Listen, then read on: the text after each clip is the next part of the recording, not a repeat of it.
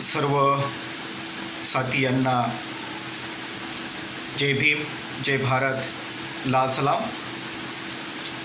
मी प्राध्यापक सदाशिव भुयारे, राष्ट्रीय general secretary, भारतीय कम्युनिस्ट पार्टी युनायटेड च्या वतीने आज आपल्यासमोर एका महत्त्वपूर्ण विषयाच्या अनुषंगाने चर्चा करण्यासाठी उभा आहे. विषय असा आहे की अदानी, अंबानी, माल्या, मोदी यांना क्रीमी लेअर का लावण्यात येऊ नये. आता तसा हा विषय जरी वेगळा वाटत असला तरी हा विषय निवडण्याची काही कारणं आहेत. कारण देशाला स्वातंत्र्य मिळून 75 वर्षाचा कालखंड उलटलेला आहे, परंतु अद्यापपर्यंत या देशामध्ये डॉक्टर बाबासाहेब आंबेडकर यांना अपेक्षित असलेली सामाजिक आणि आर्थिक समानता प्रस्थापित होऊ शकली नाही. आणि सामाजिक आणि आर्थिक समानता प्रस्थापित होण्यासाठी या देशामध्ये भारतीय संविधानामध्ये सामाजिक आरक्षणाची तरतूद करण्यात आलेली. आणि या सामाजिक आरक्षणाच्या माध्यमातून या देशातला सामाजिकदृष्ट्या पिचलेला, आर्थिकदृष्ट्या दुर्लक्षित जो काही समूह आहे, वर्ग आहे, तो मात्र कुठेतरी या विकासाच्या प्रवाहामध्ये आला पाहिजे, अशा प्रकारची भूमिका त्या पाठीमागे होती. परंतु या 75 वर्षाच्या कालखंडामध्ये सामाजिक आरक्षणाच्या माध्यमातून समता प्रस्थापित होऊ शकली आहे का, याच्या संदर्भात अनेक विचारवंतांमध्ये वेगवेगळ्या संघटनांचे अहवाल, राष्ट्रीय आणि आंतरराष्ट्रीय पातळीवरचे वेगवेगळे अहवाल यांच्यामध्ये मतभेद असल्याचं आम्हाला दिसून येतं. परंतु प्रत्यक्षात मात्र वास्तविक आकडे जर आम्ही पाहिले तर निश्चितपणे सामाजिक आणि आर्थिक समता या देशामध्ये प्रस्थापित होऊ शकली नाही, अशा प्रकारचा निष्कर्ष या ठिकाणी समोर येतो. मग अलीकडे या विषयाच्या अनुषंगाने महाराष्ट्रामध्ये अनुसूचित जातीच्या विद्यार्थ्यांसाठी छत्रपती शाहू महाराज शिष्यवृत्ती योजना विदेशामध्ये शिक्षण घेणाऱ्या विद्यार्थ्यांसाठी सुरू करण्यात आली. आणि मग ही योजना राबवण्यासाठी अनुसूचित जातीचे पात्र विद्यार्थी निवडण्यात येतील, असंही या योजनेचं वैशिष्ट्य होतं. परंतु नुकतंच या योजनेसाठी क्रीमी लेअरची अट टाकण्यात येत आहे आणि टाकलेली आहे, अशा प्रकारचं परिपत्रक महाराष्ट्र शासनाचं या ठिकाणी घाईघाईमध्ये या कोरोना महामारीच्या कालखंडामध्ये काढण्यात आलं. त्याचा परिणाम असा झाला की महाराष्ट्रामध्ये या परिपत्रकाला अनुसूचित जातीमध्ये काम करणाऱ्या विविध सामाजिक संघटनांकडून विरोधही झाला. काही विद्वान अभ्यासकांनी परस्पर विरोधी मते या ठिकाणी नोंदवली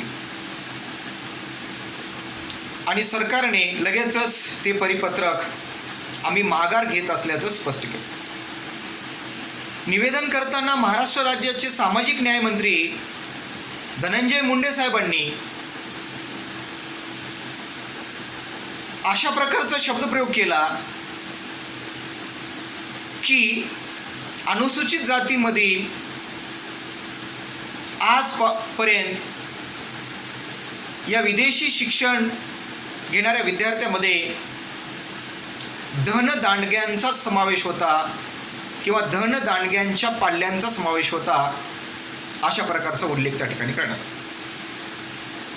तर मुळात असा विषय निर्माण होतो की धनदांडगे कोण? अनुसूचित जाती, अनुसूचित जमाती, ओबीसी या मागासवर्गीय वर्गामध्ये धनदांडगे आहेत का, याचंही आम्हाला विचारमंथन करणं हे गरजेचं आहे. याच पार्श्वभूमीवर केवळ सामाजिक आरक्षणाच्या माध्यमातून जर एखादा समुदाय किंवा त्या समुदायातील एखादं कुटुंब पहिली पिढी, दुसरी पिढी, तिसरी पिढी आणि चौथी पिढीसुद्धा आरक्षणाचा लाभ घेत असेल तर निश्चितपणे त्या कुटुंबाला हा जास्तीचा फायदा होणार आहे. कारण शिकलेला तो पुढारलेला वर्ग आहे. ते आम्ही धनंजय मुंडे साहेबांची भूमिका समजून घेऊ. त्याच्या तुलनेत आमचा चेक त्या अनुसूचित जातीमधला जो काही वर्ग आहे, शेतकरी, शेतमजूर, अल्पभूधारक आणि छोटे कारागीर, दुर्लक्षित जो काही घटक आहे तो मात्र त्या शिक्षणाच्या मुख्य प्रवाहामध्ये येऊ शकत नाही किंवा त्याला अशा प्रकारची संधी मिळत नाही, तो संधीपासून वंचित राहतो.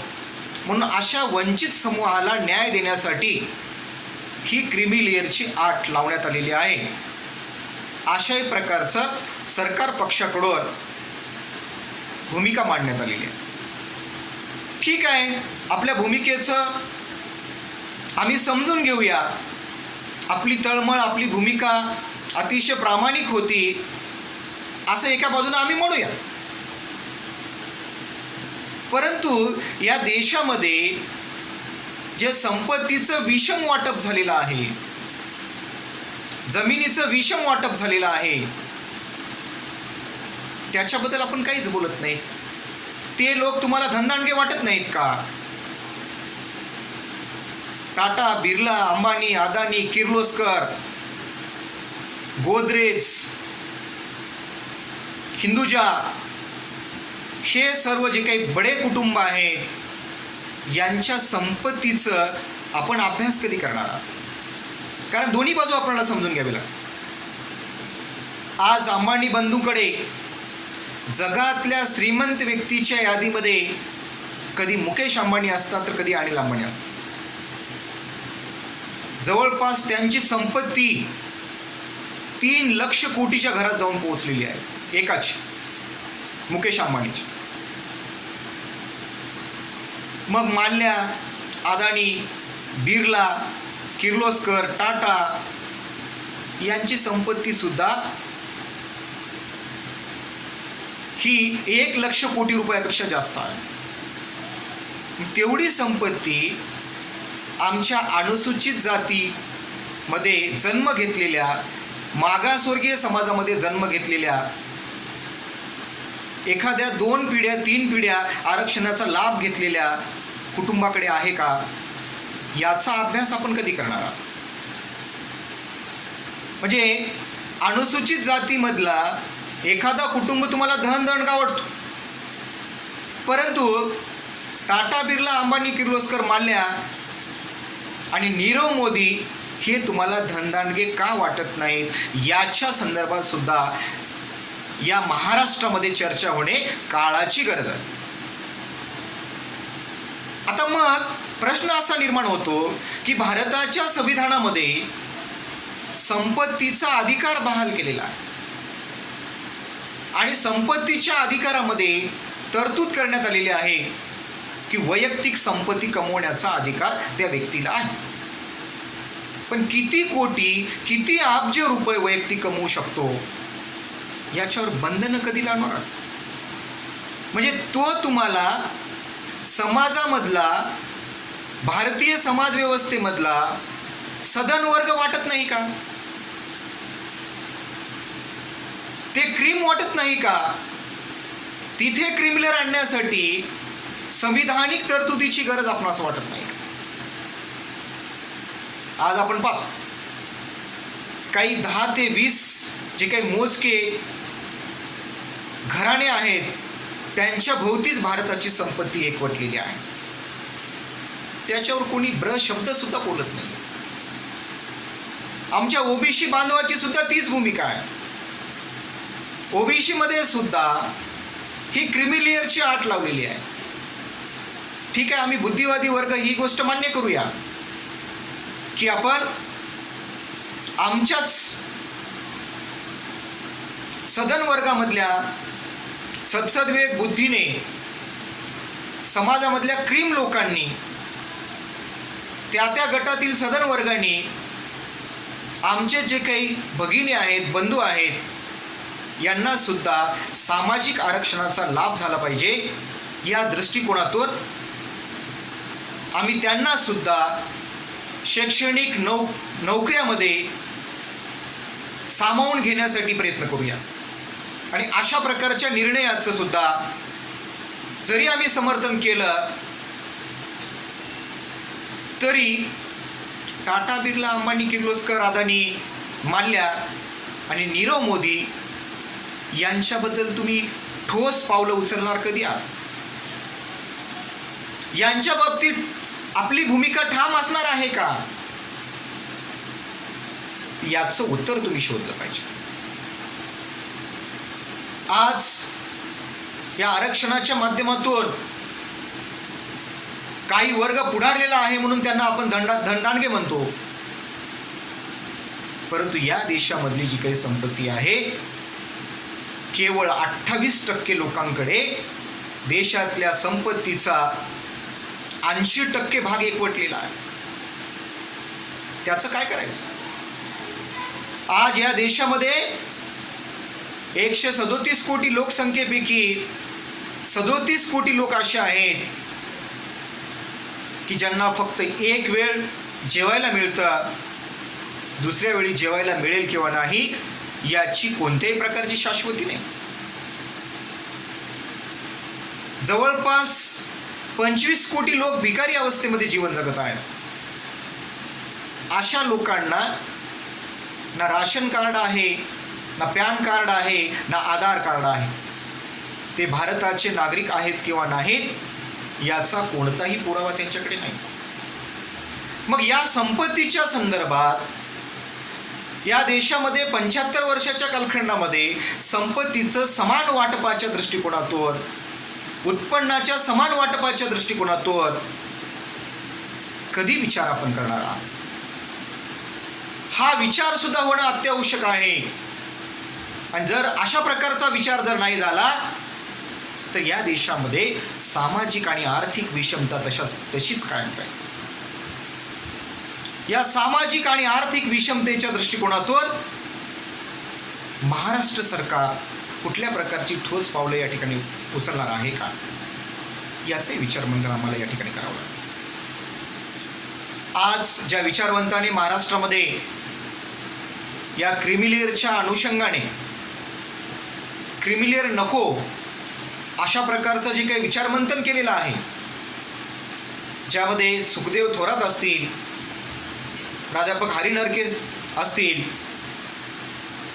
किंवा इतरही विचारवंतांनी ज्या भूमिका घेतलेल्या आहेत, तसं पाहिलं सुखदेव थोरात, भालचंद्र मुनगेकर आणि नरेंद्र जाधव हे तिन्ही महाराष्ट्रातले अतिशय विद्वान अर्थशास्त्रज्ञ म्हणून ज्यांना ओळखलं, परंतु हे सातत्याने भांडवली पक्षाच्या वळचणीला बांधलेले गेलेले. हे या देशातल्या संपत्तीच्या समान वाटणीच्या दृष्टिकोनातून काहीच भूमिका मांडत नाही. केवळ आणि केवळ अशा प्रकारचे वाद निर्माण करणे, अशा प्रकारचे तेढ निर्माण करणे आणि अनुसूचित जाती असेल, ओबीसी असेल, अनुसूचित जमाती असतील, तर यामधल्या जे काही जातीय समूह आहे यांच्यामध्ये कशा प्रकारचे मतभेद निर्माण होतील अशा प्रकारचे लेख यांनी आजपर्यंत लिहिलेले आहेत. तर सुखदेव थोरात यांनी त्यांच्या लोकसत्तामधील लेखामध्ये संधीची समानता असं म्हटलेलं आहे. पण या 75 वर्षाच्या कालखंडामध्ये SC, ST, OBC, मायनॉरिटी या वर्गाला खऱ्या अर्थाने समान संधी मिळालेल्या आहेत का? समान संपत्ती मिळालेली आहे का? या देशातल्या संपत्तीचं आणि जमिनीचं फेरवाटप झालेलं आहे का? याच्याबद्दल लिहिताना तुमची लेखणी पुढे का सरकत नाही? किती दिवस भांडवली पक्षाची तुम्ही गुलामी करणार आहात? आणि मग जे आमच्या पूर्वजानं केलेलं आहे ते जर तुम्ही करत असाल तर याचा अर्थ कुठेतरी हा समाज पुरोगामित्वाकडे न जाता पुन्हा कुठेतरी 5-25 वर्ष मागे जाईल यातील मात्र शंका नाही. आणि म्हणून या देशातल्या खऱ्या अर्थाने शोषित, कष्टकरी, वंचित, दुर्बल या घटकांना जर सामाजिक न्यायाच्या प्रवाहामध्ये जर आणायचं असेल तर आरक्षणाबरोबरच या देशातील संपूर्ण उद्योगाच्या राष्ट्रीयकरणाशिवाय दुसरा पर्याय नाही. या संदर्भात सुखदेव थोरातांनी लिहावं, भालचंद्र मुनगेकरांनी लिहावं, जे स्वतःला विद्वान अर्थशास्त्रज्ञ म्हणतात, डॉक्टर नरेंद्र जाधव यांनी लिहावं. शब्द बोलत नाही, यांची लेखणी सरकतच नाही. तर का सरकत नाही मला फार आश्चर्य वाटतं. जमिनीच्या फेरवाटपासंदर्भात आपण लिहिलं पाहिजे. केवळ तेच जर मुद्दे आपण मांडत असाल, भांडवली पक्षाला सहकार्य करणारी जर भूमिका आपण घेत असाल आणि दुटप्पी भूमिका जर घेत असाल तर हा शोषित बहुजन कष्टकरी समाज आपणास कधीच माफ करणार नाही. कारण डॉक्टर बाबासाहेब आंबेडकरांना, छत्रपती शाहू महाराजांना या देशामध्ये संधीची समानता आणायची होती. डॉक्टर बाबासाहेब आंबेडकरांना सुद्धा भारतीय राज्यघटना लिहित असताना सामाजिक आणि आर्थिक लोकशाही प्रस्थापित करण्यासाठी सातत्याने इथल्या भांडवली, साम्राज्यवादी, मनुवादी व्यवस्थेशी संघर्ष करावा लागला. त्यांनी सुद्धा संपत्तीच्या, उद्योगाच्या संपूर्ण राष्ट्रीयकरणाची भूमिका मांडलेली होती. त्यावेळी बाबासाहेबांना सुद्धा लोकांनी विरोध केला. जमिनीच्या संपूर्ण राष्ट्रीयकरणाची भूमिका मांडली होती. किती अनुसूचित जाती जमातीच्या लोकांना सिलिंग ऑफ लँड होल्डिंग ऍक्टच्या माध्यमातून जमिनी मिळालेल्या आहेत. कसण्यासारख्या चांगल्या जमिनी मिळालेल्या आहेत का याचा शोध सुद्धा आमच्या अर्थशास्त्रज्ञांनी, आमच्या विद्वानांनी घेतला पाहिजे. जमिनी मिळाल्या तर माळरानावरच्या जमिनी मिळाल्या, गायरान जमिनी मिळाल्या, बंजर जमिनी मिळाल्या, ज्याच्यावरती फारसं अन्नधान्यांचं उत्पादन होत नाही, व्यापारी पिकांचं उत्पादन होत नाही. आणि त्या जमिनी मिळवण्यासाठी सुद्धा आम्हाला संघर्ष करावा लागेल. अतिशय मोजक्या लोकांना या जमिनी मिळालेल्या आहेत.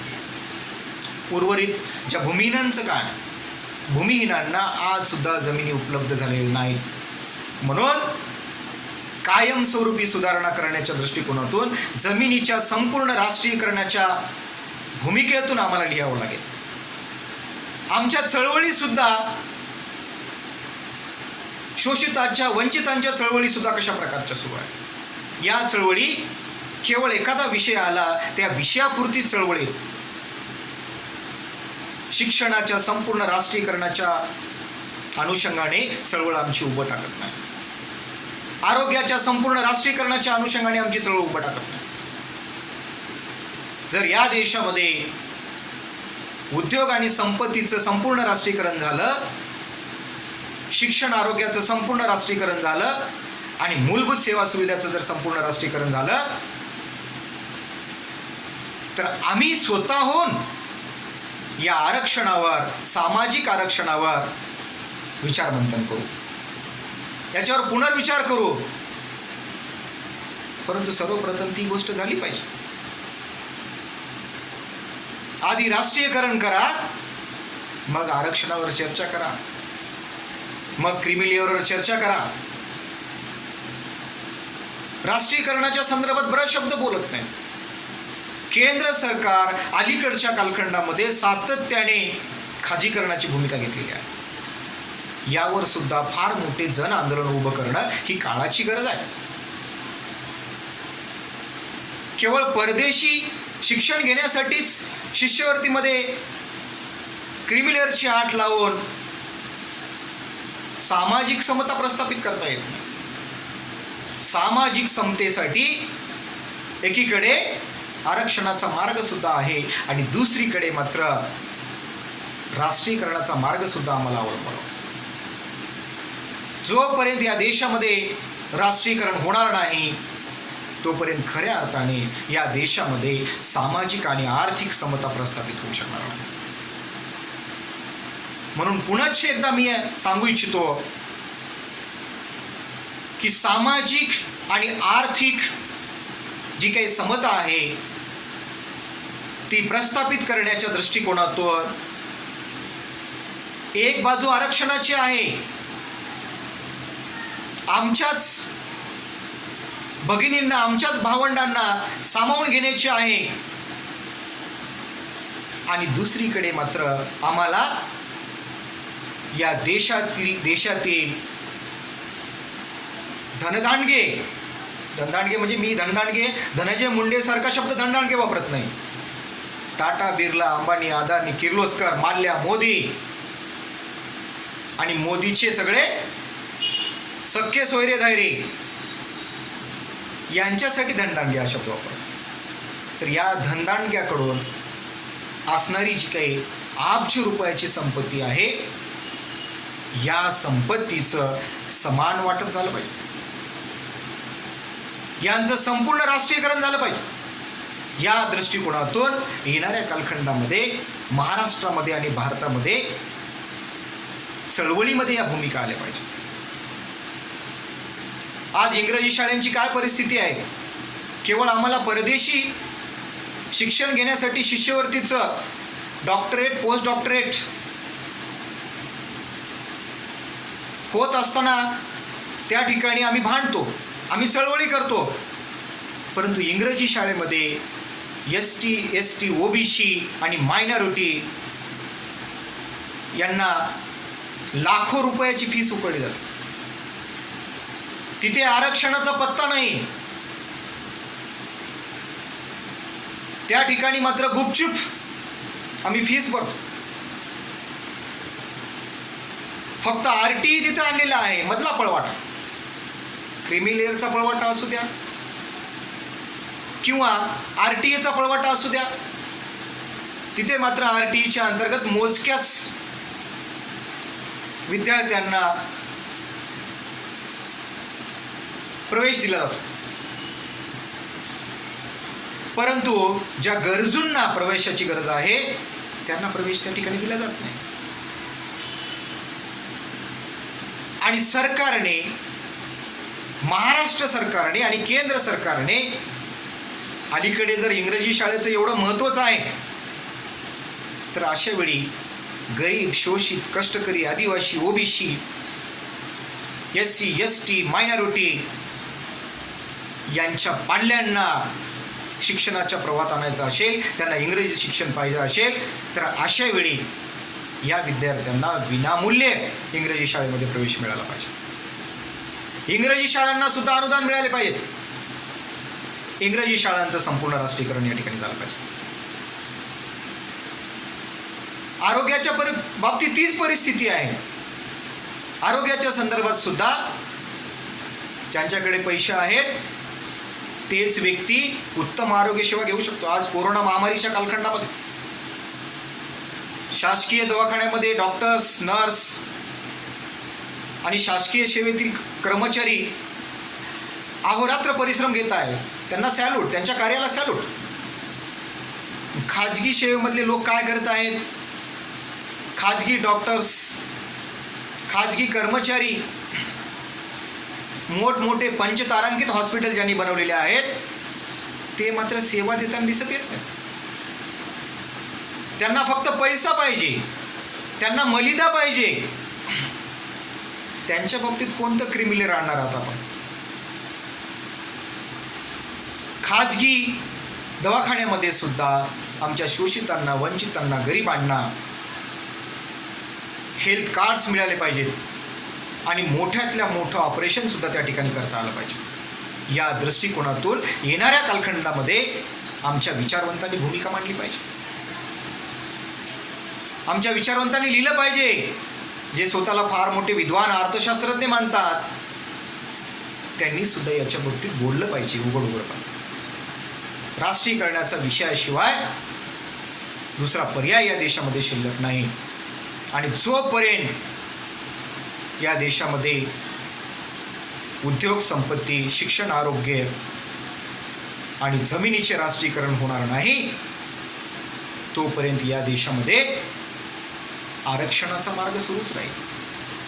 हे राष्ट्रीयकरण झाल्यानंतर मग आरक्षणामध्ये कशा प्रकारच्या पळवाटा काढायच्या यावर विचारमंथन जरूर व्हायला पाहिजे. पण अगोदर राष्ट्रीयकरण, मग आरक्षणावर आम्ही विचारमंथन केलं पाहिजे. आज या विषयाच्या अनुषंगाने अनेक वादविवाद छोट्या मोठ्या जात समूहामध्ये, समाज माध्यमामध्ये होत असताना दिसून येतं. काही लोक या क्रिमिलेअरच्या शासन GRच्या बाजूने आहेत, काही लोक त्याच्या विरोधात आहेत. म्हणजे मनुवाद्यांना तेच पाहिजे, भांडत बसा. OBC मध्ये तेच, SC मध्ये तेच, उद्या ST मध्ये आणतील, सरसकट आरक्षणामध्ये आणतील. भांडत बसण्यापेक्षा schedule caste, schedule tribe, OBC आरक्षणाचा लाभ घेणाऱ्या जे काही सदन वर्ग आहे यांनी सुद्धा आपल्याच पाठीमागं राहिलेले आपले जे काही भगिनी आणि भावंड आहेत यांचा सुद्धा या ठिकाणी विचार केला पाहिजे. आणि विचारवंताने केवळ आपापसात भांडत बसण्यापेक्षा या देशामध्ये धनदांडगे कोण आहेत याचा शोध आम्ही घेतला पाहिजे आणि त्या धनदांडग्याच्या संपत्तीचं राष्ट्रीयकरण झालं पाहिजे आणि त्यांना क्रिमिलेअरची आठ आम्ही लावली पाहिजे. एवढंच या प्रसंगी मी आपणास सांगू इच्छितो. धन्यवाद.